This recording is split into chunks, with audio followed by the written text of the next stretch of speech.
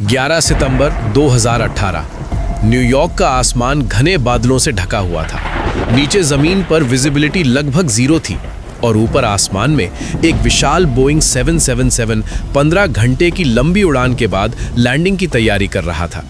लेकिन इस विमान में सवार 370 लोगों को नहीं पता था कि उनकी जान अब एक ऐसे पायलट के हाथों में थी जिसके पास न रेडियो अल्टीमीटर था, न ILS था, न TCAS था, न ऑटो लैंड था, न विंड शेयर सिस्टम था। कहने का मतलब यह है कि एक आधुनिक विमान के लगभग सारे महत्वपूर्ण उपकरण एक के बाद एक फेल हो चुके थे और फ्यूल भी खत्म होने की कगार पर था। ये है एयर इंडिया फ्लाइट 101 की वो सच्ची और रोंगटे खड़े कर देने वाली कहानी जिसे सुनकर आप भी हैरान रह जाएंगे। अगर आपको एविएशन, क्रैश और हाईजैक की कहानियां पसंद है तो इस चैनल को अभी सब्सक्राइब करें। आप वीडियो तो देखते हैं लेकिन चैनल को सब्सक्राइब नहीं करते। मैं 4 बार पहले ही फेल हो चुका हूं और ये मेरा 5वां चैनल है और इसे मैं किसी भी हालत में एक सक्सेसफुल चैनल बनाऊंगा। हमारा इस महीने का क्लियर टारगेट है 1000 सब्सक्राइबर गेन करना। आप भी हमारी इन्वेस्टिगेटर्स फैमिली का हिस्सा बने। चैनल को सब्सक्राइब करें और वीडियो को हाइप करें ताकि हमारी रीच बढ़ सके। 10 सितंबर 2018 की रात नई दिल्ली के इंदिरा गांधी इंटरनेशनल एयरपोर्ट पर हलचल थी। Air India flight AI 101 Delhi से न्यूयॉर्क के जॉन F कैनेडी एयरपोर्ट के लिए तैयार हो रही थी। ये एयर इंडिया का सबसे प्रतिष्ठित और सबसे लंबे रूटों में से एक था। दिल्ली से न्यूयॉर्क करीब 12,000 किलोमीटर की दूरी पोलर रूट से, यानी पाकिस्तान, रूस, फिनलैंड, ग्रीनलैंड और कनाडा के ऊपर से होते हुए। अनुमानित उड़ान समय था करीब 15 घंटे। इस फ्लाइट के लिए चुना गया विमान था बोइंग 777-300, एक शक्तिशाली लंबी दूरी का विमान। ये विमान 2009 में एयर इंडिया को मिला था और तब तक 9 साल सेवा दे चुका था। इस विमान में लगे थे 2 GE90 टर्बोफैन इंजन, दुनिया के सबसे शक्तिशाली व्यावसायिक इंजनों में से एक। क्योंकि ये उड़ान 15 घंटे लंबी थी, इसलिए नियमानुसार 4 पायलटों की एक टीम बनाई गई थी, 2 मुख्य पायलट और 2 रिलीफ पायलट। इस उड़ान के कमांडर थे कैप्टन रस्तम पालिया, 49 साल के अनुभवी पायलट जिनके पास बोइंग 777 पर 3500 घंटे से अधिक का उड़ान अनुभव था। उनके साथ थे captain Sushant Singh, first officer RS भट्टी और फर्स्ट ऑफिसर RS विकास। ये चारों पायलट इस उड़ान में पहली बार एक साथ उड़ान भर रहे थे। टेक ऑफ से पहले जब इंजीनियरिंग स्टाफ ने विमान की जांच की तो एक खराबी सामने आई।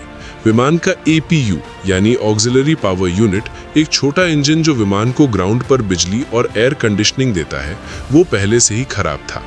ये एक चिंता का विषय था, लेकिन नियमों के अनुसार APU के बिना भी उड़ान भरी जा सकती थी और इसीलिए फ्लाइट को टेक ऑफ की अनुमति मिल गई।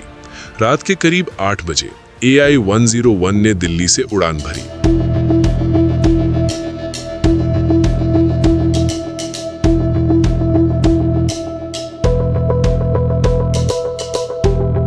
(342) यात्री और 15 क्रू मेंबर, कुल 357 लोग इस विशाल विमान में सवार थे।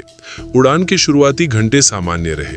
विमान पोलर रूट से होते हुए उत्तर की ओर बढ़ता रहा, यूरोप का आसमान पार किया, ग्रीनलैंड के ऊपर से गुजरे, फिर कनाडा के रास्ते अमेरिका की ओर। करीब 14 घंटे की उड़ान के बाद 11 सितंबर 2018 की सुबह विमान न्यूयॉर्क के पास पहुंचने लगा। इस दिन का महत्व केवल इतिहास में दर्ज उस दुर्घटना के कारण नहीं था, बल्कि उस दिन मौसम भी खासा मुश्किल था। न्यूयॉर्क मेट्रो एरिया में घने बादल छाए हुए थे।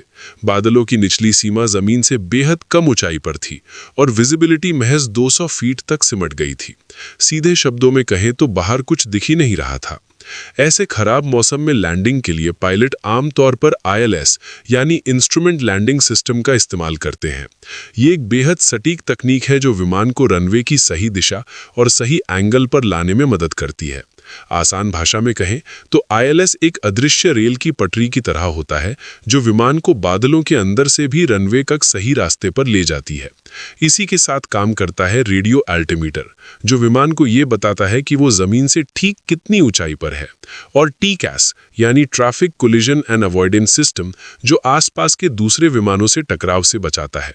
इन सभी सिस्टम्स के साथ मिलकर काम करता है ऑटो लैंड, यानी वो सिस्टम जो बेहद खराब मौसम में बिना पायलट की सीधी मदद के विमान को खुद ब खुद रनवे पर उतार देता है। यही वो हथियार थे जो इस मुश्किल मौसम में विमान को सुरक्षित उतारने के काम आने वाले थे।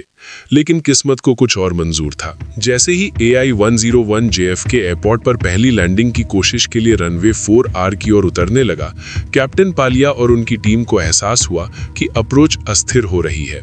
विमान की दिशा और ऊंचाई दोनों सही नहीं थे। एक अनुभवी पायलट की सबसे बड़ी ताकत ये होती है कि वो जोखिम को पहचान कर सही वक्त पर पीछे हट जाए। कैप्टन पालिया ने तुरंत गो अराउंड का फैसला किया, यानी लैंडिंग छोड़कर दोबारा ऊपर चढ़ना।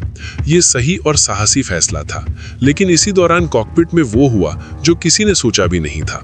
गो अराउंड के ठीक बाद पहले एक फिर दूसरा दोनों रेडियो अल्टीमीटर फेल हो गए, और जब रेडियो अल्टीमीटर गए तो उनके साथ एक के बाद एक पूरा सिस्टम ताश के पत्तों की तरह ढह गया। टीकैस फेल, ILS दोनों तरफ से बंद, ऑटो लैंड काम नहीं कर रहा, विंड शेयर सिस्टम चला गया, ऑटो स्पीड ब्रेक गया और APU तो पहले से ही खराब था। कैप्टन पालिया ने न्यूयॉर्क एयर ट्रैफिक कंट्रोल को रेडियो पर संपर्क किया। उनकी आवाज में थकान थी, 14 घंटे की उड़ान के बाद की थकान, लेकिन उनकी आवाज में घबराहट नहीं थी। उन्होंने शांत लेकिन स्पष्ट शब्दों में कहा, हमारे दोनों रेडियो अल्टीमीटर फेल हो गए हैं, टीकैस फेल है, ILS दोनों तरफ से काम नहीं कर रहा, विंड शेयर सिस्टम नहीं है, ऑटो लैंड नहीं है, ऑटो स्पीड ब्रेक नहीं है और APU भी काम नहीं कर रहा। एयर ट्रैफिक कंट्रोल कुछ पल के लिए चुप हो गया। ये सुनने में जितना सरल लग रहा था, असल में ये उतना ही भयावह था। इसका मतलब था एक आधुनिक बोइंग 777 अब एक बुनियादी विमान बन चुका था, और इसे मैन्युअली यानी बिना किसी कंप्यूटर की मदद के उस खराब मौसम में उतारना था। उसी ATC कॉल में कैप्टन पालिया ने एक और बात कही जो रेडियो पर सुनने वाले हर शख्स के दिल को हिला गई, हम सच में फंस गए हैं और फ्यूल भी नहीं बचा। अब समझते हैं कि फ्यूल की स्थिति इतनी गंभीर क्यों थी। 15 घंटे की लंबी उड़ान में बोइंग 777 जैसा विमान प्रति मिनट करीब 200-250 किलो ईंधन जलाता है। JFK पर पहली असफल लैंडिंग की कोशिश में अतिरिक्त समय और ईंधन खर्च हो चुका था, और जब सारे इंस्ट्रूमेंट फेल हो गए तो विमान जिस भी एयरपोर्ट पर जाए वहां पहुंचने के लिए और लैंडिंग करने के लिए पर्याप्त ईंधन होना जरूरी था। अब न्यूयॉर्क के आसपास का पूरा इलाका खराब मौसम की चपेट में था। पास का एक विकल्प था New York liberty international airport, new Jersey में, JFK से करीब 20 किलोमीटर दूर। वहां भी मौसम बुरा था, बादलों की निचली सीमा मात्र 400 फीट, लेकिन JFK से थोड़ा बेहतर, और सबसे जरूरी बात, वहां पहुंचने के लिए पर्याप्त ईंधन अभी बचा था। कैप्टन पालिया ने न्यूयॉर्क की ओर रुख किया। न्यूयॉर्क ATC से संपर्क हुआ। कैप्टन पालिया ने पूरी स्थिति बताई। न्यूयॉर्क के कंट्रोलर ने सुना और तुरंत समझ गया कि यह कोई सामान्य लैंडिंग नहीं होगी। उन्होंने कहा, आप रनवे 22 पर LNAV VNAV अप्रोच से उतर सकते हैं। अब यहां थोड़ा रुककर यह समझते हैं कि ILS और LNAV VNAV में क्या फर्क होता है। ILS यानी इंस्ट्रूमेंट लैंडिंग सिस्टम एक सटीक रेडियो आधारित गाइडेंस देता है। ये सबसे भरोसेमंद और सटीक लैंडिंग तकनीक है, खासकर जब मौसम बहुत खराब हो। LNAV VNAV ये GPS और विमान के कंप्यूटर पर आधारित एक नॉन प्रिसिजन अप्रोच है। ये ILS जितना सटीक नहीं होता और इसके लिए कम से कम 600 फीट की बादलों की ऊंचाई जरूरी होती है। यानी पायलट को बादलों से निकलते ही रनवे देखना होगा और उसी पल में लैंडिंग का पूरा फैसला करना होगा। जब पायलट बादलों से नीचे आए तो उनके पास केवल कुछ ही सेकंड होंगे, और वो भी बिना किसी स्वचालित मदद के। विमान न्यूयॉर्क की ओर बढ़ा। कैप्टन पालिया ने खुद कंट्रोल संभाला। चारों पायलटों ने अपनी अपनी जिम्मेदारियां बांट ली। हर कोई अपने काम में लगा था, शांत, केंद्रित और पूरी तरह सतर्क। बाहर घने बादलों के बीच विमान धीरे धीरे नीचे आने लगा। 1500 फीट, 1000 फीट, 800 फीट, अंदर सब कुछ शांत था, लेकिन हर सेकंड की धड़कन महसूस हो रही थी। फिर 400 फीट पर विमान बादलों को चीर कर बाहर आया, और उसी पल कैप्टन पालिया और उनके साथियों को रनवे दिखा। लेकिन एक नई समस्या सामने आई। विमान रनवे से थोड़ा ऊंचा था और थोड़ा दाईं तरफ। याद रखें, रेडियो अल्टीमीटर काम नहीं कर रहा था, यानी विमान की ऊंचाई का सटीक आंकड़ा नहीं था। पापी लाइट्स यानी वो लाल और सफेद लाइटें जो पायलट को बताती हैं कि विमान सही ऊंचाई पर है या नहीं, उन्होंने बताया कि विमान अभी थोड़ा ऊंचा है। अब कैप्टन पालिया के सामने वो पल था जिसके लिए एक पायलट सालों की ट्रेनिंग करता है। विमान 300 किलोमीटर प्रति घंटा की रफ्तार से उड़ रहा था। रनवे 1.5 किलोमीटर से भी कम दूर था। ऊंचाई 400 फीट और घटती जा रही थी। बिना रेडियो ऑल्टीमीटर के, बिना ऑटो लैंड के, बिना ILS के। कैप्टन पालिया ने विमान की नाक थोड़ी नीचे की और साथ ही बाईं तरफ मोड़ा ताकि विमान रनवे की सेंटर लाइन पर आ जाए। ये काम उन्होंने अपने हाथों से किया, अपनी आंखों से, अपने अनुभव से और उस एकाग्रता से जो केवल तब आती है जब आप जानते हो कि एक गलती का मतलब क्या होगा। धीरे धीरे, बेहद सटीकता के साथ विमान रनवे की सेंटर लाइन पर आ गया और फिर वो पल आया जिसका सभी को इंतजार था। AI-101 ने न्यूयॉर्क के रनवे 22 पर सुरक्षित टचडाउन किया। टायर जमीन से लगे, ब्रेक लगे, विमान धीरे धीरे रुकने लगा।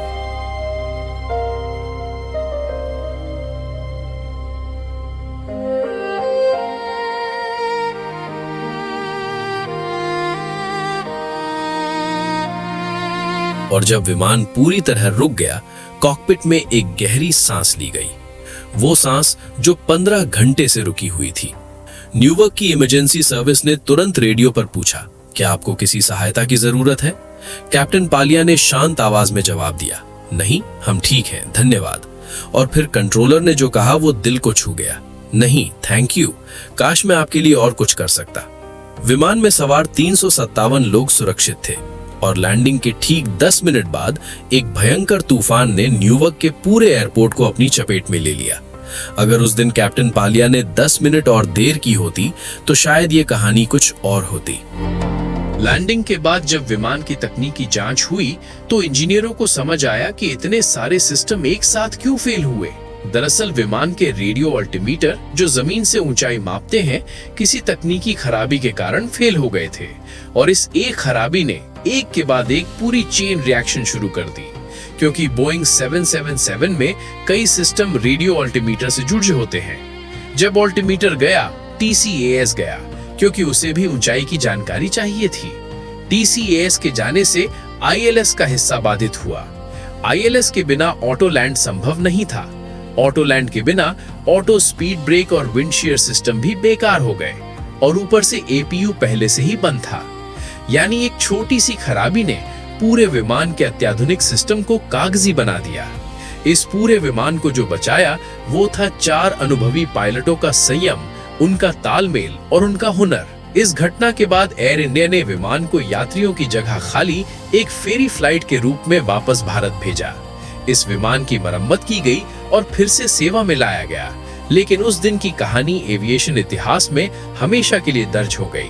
ये घटना हमें ये सिखाती है कि एक पायलट केवल वो इंसान नहीं होता जो विमान उड़ाता है, वो इंसान होता है जो उस वक्त शांत रहता है जब सब कुछ टूट रहा हो, जब कोई सिस्टम साथ न दे, जब मौसम दुश्मन बन जाए, जब फ्यूल खत्म होने की कगार पर हो, तब भी उसके हाथ नहीं कांपते।